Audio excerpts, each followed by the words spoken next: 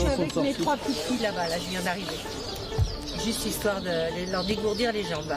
Attestation en main, cette grand-mère est en règle. Pas trop longtemps, parce que l'activité physique en elle-même, elle n'est pas vraiment justifiée. Ben, je sais, j'arrête pas de leur dire de courir alors qu'ils courent tout le temps dans l'appartement.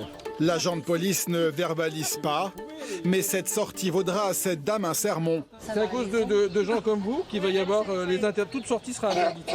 À cause des gens comme moi. Ben oui, qui sortent avec les enfants. Il a évidemment raison, il ne faut pas contaminer les gens, mais je pense que j'avais entendu qu'on avait le droit de leur faire dégourdir les jambes, et je pensais que c'était aussi assez juste de faire ça, quoi.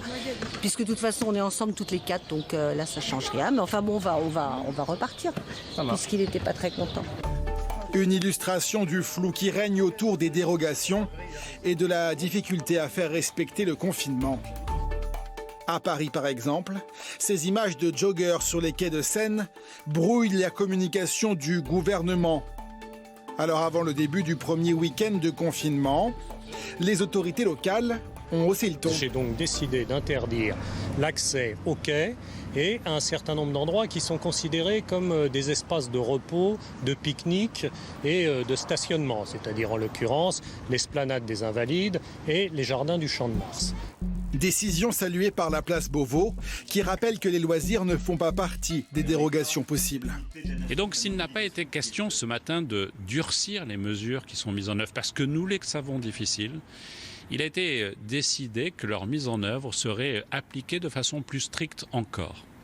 Ainsi, par exemple, dans les gares, pour le départ au week-end, il sera rappelé et seront sanctionnés tous les comportements, parce qu'il n'y a pas de dérogation pour partir en week-end. Au 4e jour de ces mesures inédites en France, le gouvernement est pointé du doigt. Les médecins interpellent le chef de l'État.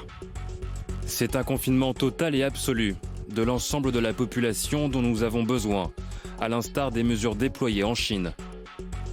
Moins le confinement sera strictement appliqué, plus les réanimations seront saturées.